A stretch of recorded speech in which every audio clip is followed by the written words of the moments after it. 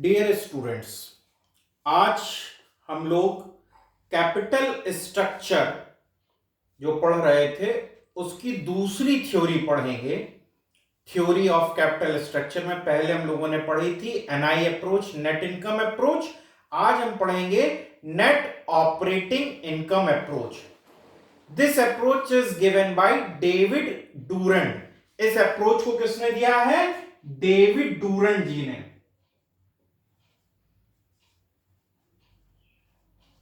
आइए समझते हैं क्या कहती है अप्रोच। सबसे पहली चीज statement of this approach.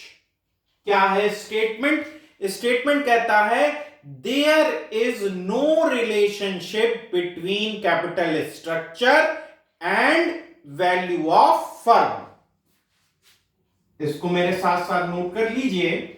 There is no relationship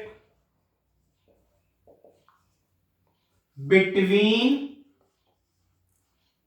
capital structure and value of firm, that is V. There is no relationship between capital structure and value of firm। कहने का मतलब ये कि कैपिटल स्ट्रक्चर में आप चेंज कर लीजिए, कोई भी डेब्ट इक्विटी का रेशियो बना लीजिए, लेकिन जो वैल्यू ऑफ फर्म आएगी उसमें कहीं भी कोई भी चेंज नहीं होगा। ये किस में आ रहा है? ये स्टेटमेंट में आ रहा है। नेक्स्ट हेडिंग होगी मीनिंग। नेक्स्ट हेडिंग क्या होगी? मीनिंग। आइए समझते हैं क्या कहता है मीनिंग। मीनिंग कहता है value of company is independent. Value of company is independent. Change in capital structure does not effect on value of firm. Value of company is independent. Value of company is independent. Change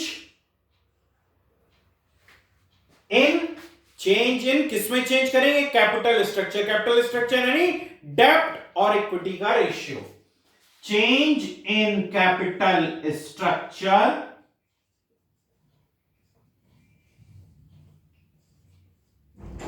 does not, जो capital structure था, जो हमारा जो डेब्ट और equity का ratio था, change in capital structure does not effect on value of firm.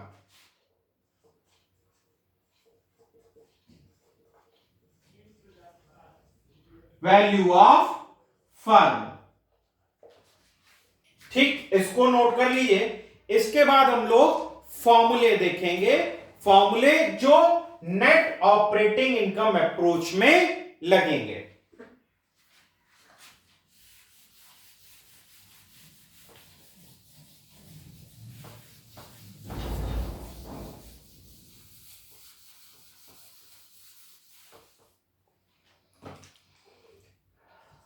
Formula पहला, S is equal to V minus D. S for equity shares, V for value of firm, and D stands for debentures. तो पहला formula हो गया S is equal to V minus D। हम लोग इससे पहले भी याद कीजिए फॉर्मूला पढ़ चुके थे कुछ इस प्रकार से। वही फॉर्मूला है, हमने इसकी साइड चेंज करी है लेफ्ट और राइट। तो S is equal to V minus D, पहला फॉर्मूला। दूसरा फॉर्मूला, जो सेकंड फॉर्मूला हमारे लिए यूजफुल है, वो है वैल्यू ऑफ फर्म निकालने। Value of firm V is equal to EBIT upon K naught. दूसरा formula V is equal to EBIT upon K not. K naught stands for overall cost of capital, overall cost of capital, और V stands for value of firm। तो हमारे दो important फॉर्मूले हो गए। तीसरा formula, जो थर्ड फॉर्मूला हम लगाएंगे, वो है कॉस्ट ऑफ इक्विटी का, KE। KE stands for EBIT minus interest, जो इंटरेस्ट हम डिवेंचर होल्डर्स को पे करेंगे, अपॉन V माइनस D, और EBT अपॉन S। ये तीसरा फॉर्मूला रखेगा। एक और फॉर्मूला चौथा हम लोग यूज करेंगे जब हम अपनी इस अप्रोच को वेरीफाई कर रहे होंगे, तब एक फॉर्मूला हम और यूज करेंगे। उस फॉर्मूले को नोट कर लीजिए। ये जो फॉर्मूला हम लोग लगाएंगे, ये सीधे सीधे कॉस्ट ऑफ इक्विटी को एनालाइज करने के लिए होगा कि इससे जो हमने कॉस्ट ऑफ इक्विटी निकाली है, और जो दूसरा फॉर्मूला हम दे रहे हैं, वो वेरिफिकेशन के लिए है, जिससे हमारी ये अप्रोच हैंस प्रूफ होगी, वो भी कॉस्ट ऑफ इक्विटी के लिए ही होगा। Cost of equity is equal to K nought minus KD। Sir, ये आपने खाली क्यों छोड़ दिया? जरा समझिएगा। हम लोगों के पास तीन कंपोनेंट हैं। पहला overall cost of capital, cost of equity और कॉस्ट ऑफ डिवेंचर। ये तीन कंपोनेंट हैं। हम तीन चीजों में, तीन वेरिएबल में घूम रहे हैं। एक है शेयर्स, दूसरा वैल्यू ऑफ फर्म, और तीसरा है डिवेंचर्स। तो जब हम ओवरऑल कॉस्ट ऑफ कैपिटल की बात कर रहे हैं, K नॉट, तो हमको देखना होगा K nought with respect to value of firm, यानी V पे। जब हम कॉस्ट ऑफ डेब्ट की बात करेंगे, तो हम देखेंगे D पे, यानी ऊपर यहां पर आएगा V, यहां पे होगा D। जरा फिर से समझिए। कॉस्ट ऑफ ओवरऑल कैपिटल तो हम वैल्यू ऑफ फर्म लेंगे, कॉस्ट ऑफ डिवेंचर तो हम D लेंगे, याद करने के लिए। और दोनों में ही नीचे की तरफ न्यूमरेटर पे S आएगा। बस यही फॉर्मूले हैं जो आपको याद रखने हैं, और इसी से हमारा न्यूमेरिकल का जो पोर्शन होगा वो सॉल्व हो जाएगा। इसको बहुत जल्दी से नोट कर लीजिए। आइए इसके एजम्पशंस देखते हैं हम लोग। बहुत छोटे छोटे से एजम्पशंस हैं, assumptions of NI approach.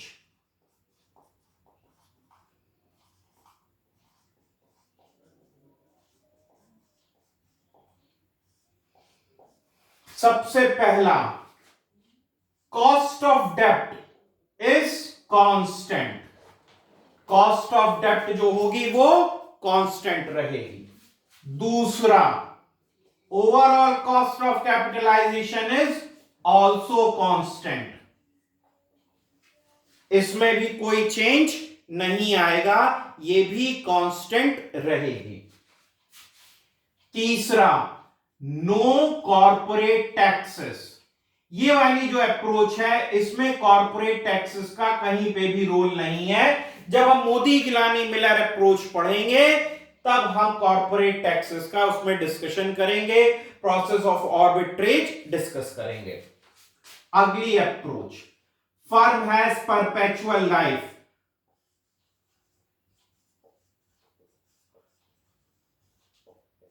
Firm has perpetual life means कि उसकी जो लाइफ है वो इनफाइनाइट है, वो जो है आगे चलती रहेगी। Next, risk perception. Risk perception of investors, या हम कहें शेयर होल्डर्स, चेंज करेगा। Change as increase in value of debentures. जो रिस्क परसेप्शन है वो धीरे धीरे करके चेंज होगा, जैसे वैल्यू ऑफ फर्म में वैल्यू ऑफ डिवेंचर बढ़ते जाएंगे। तो ये पांचवा एजम्पशन है हमारा, that the value of firm जो है वो चेंज कर रही है यहां पर, सॉरी यहां पर वैल्यू ऑफ डिबेंचर्स जो है जैसे जैसे बढ़ेंगे वैसे वैसे वो इंक्रीज करेगा। आइए इसका ग्राफिकल रिप्रेजेंटेशन देखते हैं।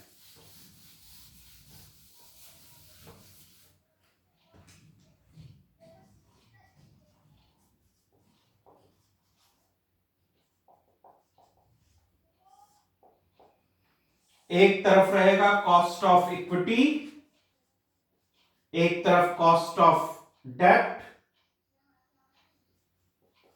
एक तरफ कॉस्ट ऑफ ओवरऑल कैपिटलाइजेशन, और इस ग्राफ को हम प्लॉट करेंगे डिग्री ऑफ लीवरेज और कॉस्ट ऑफ कैपिटल में। मैंने आपको बताया कि कॉस्ट ऑफ डेब्ट क्या रहेगा, कांस्टेंट।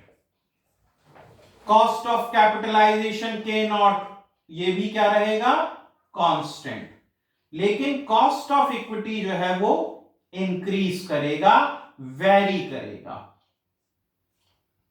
आप देखिए तो ये समय समय पर बदलता जाएगा, कॉस्ट ऑफ इक्विटी ये वेरी कर रहा है।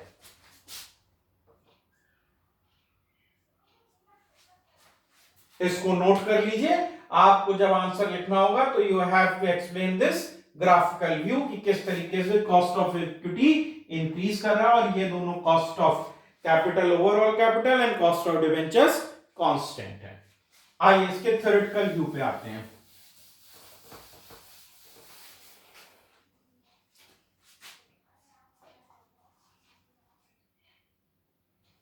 यहां पर दो कॉस्टों को हमें जानना होगा। एक होगी एक्सप्लिसिट कॉस्ट और दूसरी होगी इम्प्लिसिट कॉस्ट। एक्सप्लिसिट कॉस्ट क्या होगी, जो हम इंटरेस्ट पे कर रहे हैं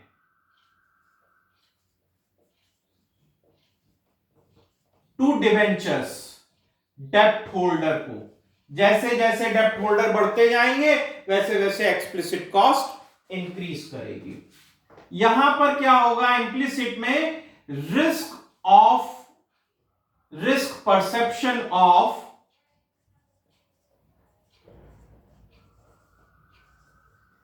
equity share holders increases as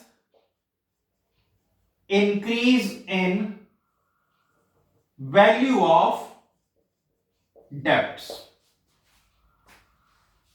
कहने का मतलब वैल्यू ऑफ डेब्ट इंक्रीज करने से फाइनेंशियल रिस्क इंक्रीज होगा। That is expectation of equity share holder also increases. So cost of equity also increases। इसको आप नोट कर लीजिए, फिर हम लोग एक न्यूमेरिकल लगाते हैं।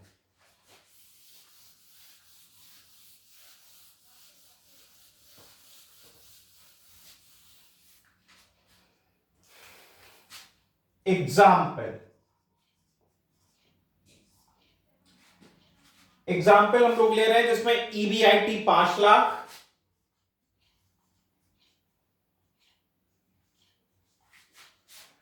कॉस्ट ऑफ डेब्ट 10% है, 15 लाख रुपए के डिवेंचर्स हैं, और ओवरऑल कॉस्ट ऑफ कैपिटलाइजेशन 15% है। हमें पता करना है V, that is value of firm, और कॉस्ट ऑफ इक्विटी कितना है। हमें पता करना है V वैल्यू ऑफ फर्म और कॉस्ट ऑफ इक्विटी हमें पता करना है कि ये कितना है। आइए इसको सॉल्व करते हैं। हमें दिया गया था statement of computation of V and KE. Particulars, amount.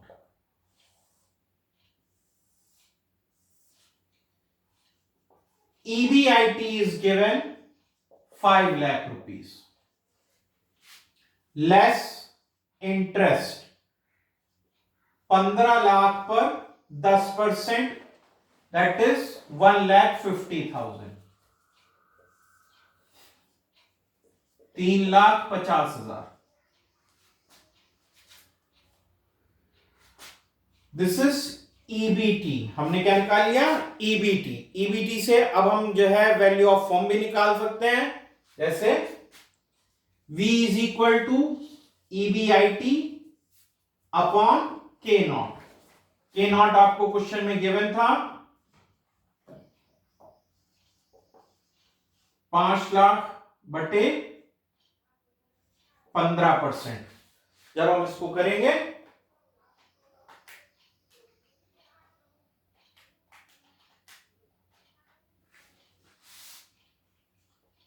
33,33,333 minus debt, that is 15 lakh.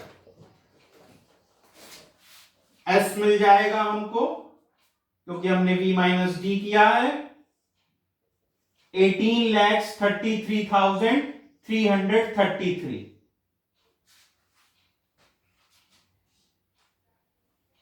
हमें S मिल गया 18,33,333. कॉस्ट ऑफ इक्विटी निकालेंगे, EBT माइनस S. EBT निकाल चुके थे 3,50,000. S निकल आया है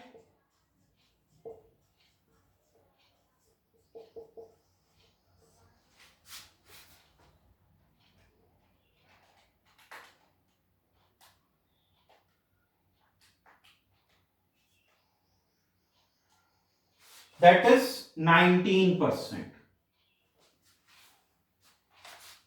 इसको नोट कर लीजिए, फिर हम लोग इसका वो करेंगे वेरिफिकेशन.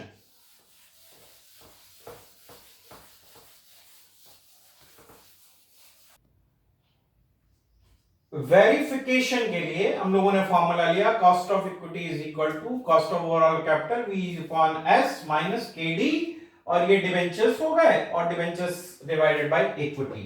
तो हम लोगों ने इसको किया तो ये हो गया 15%, और इस पे निकलेगा 33,33,333 डिवाइडेड बाय 18,33,333. इसको जब हम डिवाइड करेंगे तो ये आएगा 1.8 माइनस 10%. इसमें है 15 लाख डिवाइडेड बाय 18,33,333.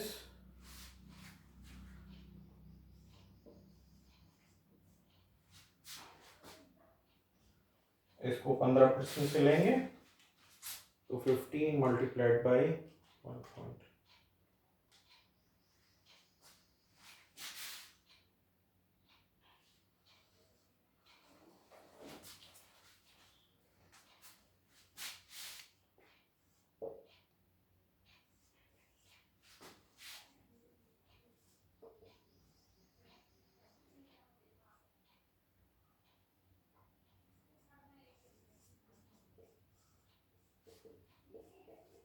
और इस तरीके से ये हैंस प्रूव्ड हो जाता है. कंक्लूजन याद रखिएगा, आपको एक लाइन पे लिखना होगा. कंक्लूजन बहुत इंपॉर्टेंट रखना है. There is no optimal capital structure.